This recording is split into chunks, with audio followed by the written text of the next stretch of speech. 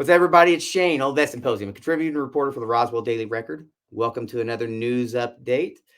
Today, we've got a special for you. So, Toby and I have been writing an article about the UAP hearings, the whistleblower protection laws, as well as reaching out to senators to discuss protections. What's the actions they need to go through in order to be a whistleblower, or how are they protected? What is their transparency? And we found after the hearing yesterday that seemed to be a pretty big letdown for a lot of people. Toby and I have some news for you guys. We got an article coming out tomorrow. You guys need to check out, but we're going to kind of brief you guys a little bit on it right now. First, let me tell you that it reminds me a lot of Project Grudge, Sign, and the Condon Report. It really kind of stinks of going through the motions and trying to appease people without doing a damn thing. I know whistleblowers aren't happy. I know people, they're not following up on anything they've been given. And I know Toby, we're going to bring Toby in, another Roswell Daily Record reporter who's going to talk about it a little bit more, my co-author on most of this stuff. We'll bring him up right now and we'll give it, he'll have ended up talking about it. Thank you. Hey, what's up, Shane? Coming to you live from the newsroom. So our piece dropping tomorrow. We actually worked with Christopher Sharp of the Liberation Times. It's a nice collaboration, but yeah, we've spoken with two whistleblowers so far, and more have been contacting us, and they honestly feel like their testimony is, I wouldn't say pointless, I would say, but it's not being followed up on, so they're not sure why they're testifying. Another thing we discovered is there's no funding in place to get these whistleblowers to Washington, D.C. to actually brief who they need to inside of Arrow. So we reached out to all the senators that are on the Armed Services Committee and everybody that's part of the Emerging Threats and Capabilities Subcommittee regarding the hearing, and we haven't heard anything back yet. So article drops at midnight, rdrnews.com. I hope you guys read it, and be sure to let us know what you think, and we're going to keep working on this story.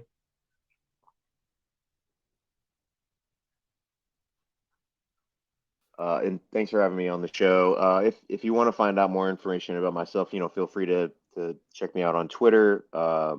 Easily find me with links through the astral.com. That's my website.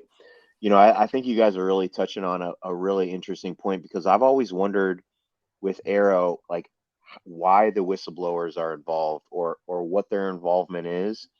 And the more that I think about it after the hearing, from hearing the director Kirkpatrick talk about it, I feel like it's really all oriented around a data collection goal, instead of learning about information and then investigating that information. So for me, if I were a whistleblower, I would want the Arrow office to investigate the information that I'm telling them.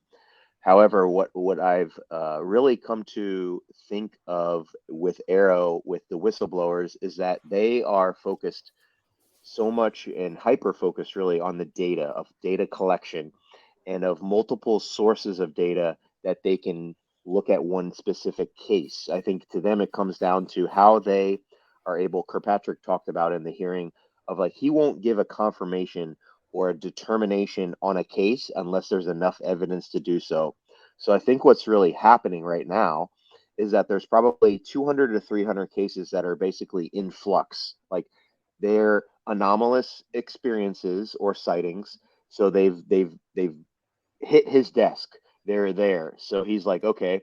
But then when he digs into the actual evidence that he's looking at, there's not enough evidence to be able to make a determination on what that case is. If it is extraterrestrial, if it is mundane, there's not enough evidence for him to do so. So they're just going to sit. I think where the whistleblowers come in is those cases that are in flux, those cases that are sitting on the shelf. If they have information to contribute to those cases, he's going to take that information and then add it to the evidence, and see if that gets it to that determination.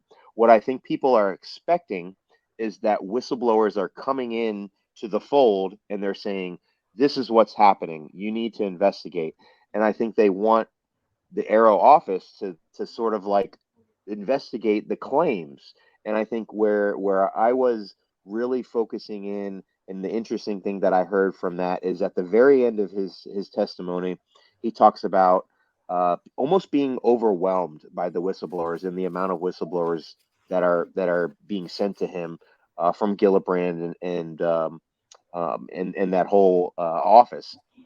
And I think he's looking for information, that data that can corroborate, not to start new investigations, that can corroborate his data. So if a whistleblower comes in and they were like 1947 or 1975, I was here and I experienced this, instead of them taking that information and being like, okay, let's investigate what he said and see if it's the validity of what he said, he's probably looking through and seeing like, okay, what cases do we have that are in 1975 that can actually line up with the information that they're saying?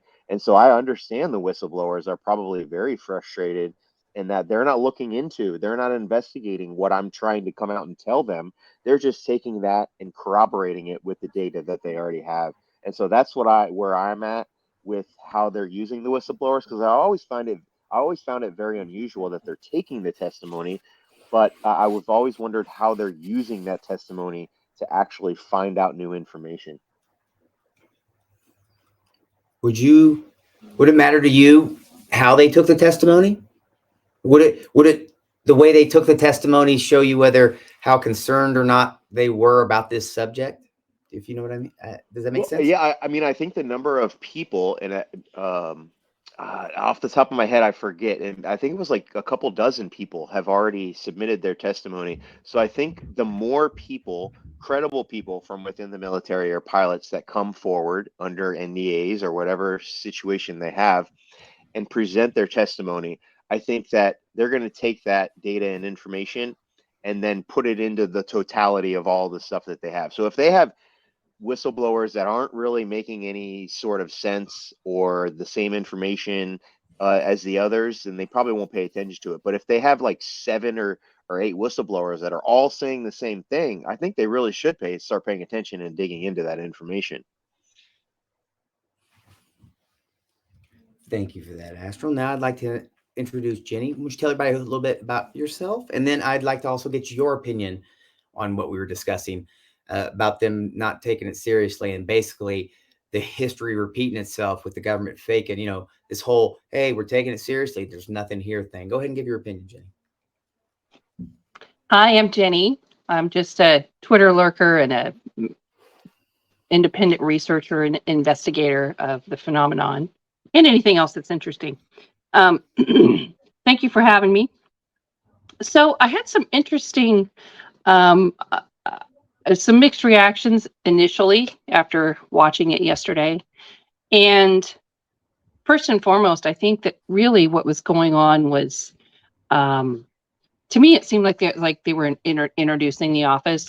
Arrow, even though us on UFO Twitter are very cognizant of everything that is going on in the UAP world, I think that that's what the hearing really seemed to be mostly about. Hey, here's where we are. This is what we're doing. Hey, we're putting this in place, and I need some funding for this. But most importantly, what caught my ear was the different levels of clearances that he's allowed to operate under. And I think that while they have testimony from whistleblowers, I don't think that their office currently has the clearance to investigate a lot of this stuff, to look into these programs. You have to be read into them on a need-to-know basis for a lot of things, and the general public isn't really clear on how clearances work and how chain of command works within the intelligence committees, because I didn't know a lot of these things, honestly and truly. I took a trip to Austin a couple months ago to listen on the public hearing on declassification, and just the declassification process of declassifying documents is it's a circus. It really is. Each intelligence committee, each branch of the armed military they all have different levels of classification for a document. So what might be highly classified for Navy intelligence might be somewhat sort of classified for Army intelligence. And they all gather their own intelligence and their own information. As far as the other, up and including the three-letter agencies, how they gather their information as well. So, and one of the things that happened after 9/11 was we needed better oversight of information to share between our different government agencies and intelligence committees, so that we have a better overview of what's really going on. Because what was happening was there was so much red tape with, hey, that we can't share this information and we can't share this information because, well, it's top secret classified over here. Well, it's not really that classified to us over here. So why can't you just share it? Well, now they got to go through all these different change of commands. And then the process of declassifying information is just, from what I understand, is just amazingly a nightmare. Say you have a document. Let's say a whistleblower did come forward and say, hey, I worked on the crew that cleaned up all of the debris. We had a truck behind us. We had to clean up all the debris in the field. So my job was to, as a United States Armed Forces, airman, and I was working with the U.S. Army, U.S. Air Force, my job was to drive the truck, pick up all the pieces of the crash retrieval.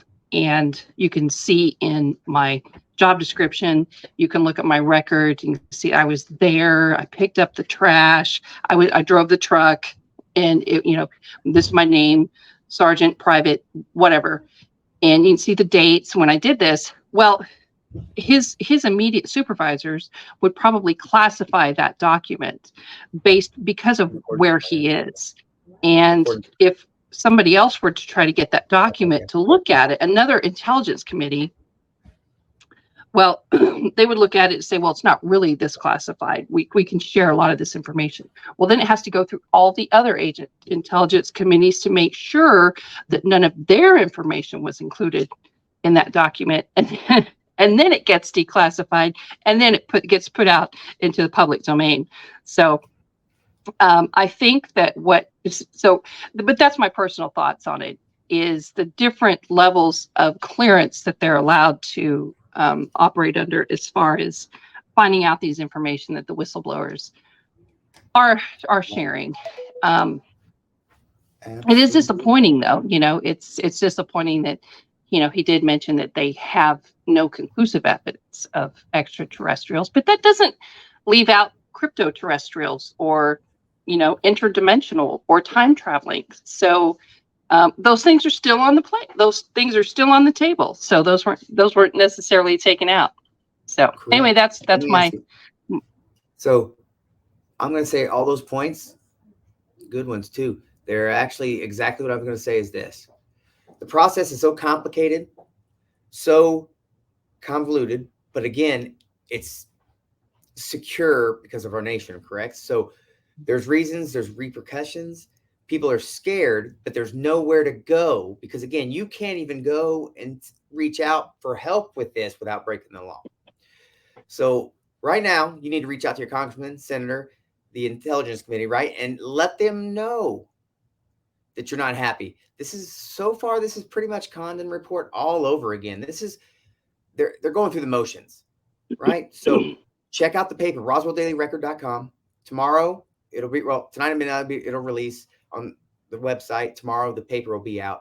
Toby, myself, and Christopher Sharp wrote this article together. I'd like to thank my guests for coming today. Do me another solid. Mariah, thank you for doing your job, producing, directing, doing everything you do. Wounded Warrior Project, check them out. They saved my life. Experiencers, mental health, UAP Med, that's a thing. And check out my other podcast, Military Witness to UAP, Roswell UFO Symposium, as well as this channel. Subscribe, right? Because again, if you want actual UAP news from reporters that know the subject, deal with the subject, and actually take it seriously, Toby, myself, Christopher Sharp, George Knapp, Ross Cohort, there's very few of us. So retweet this because tomorrow that article is going to blow your minds.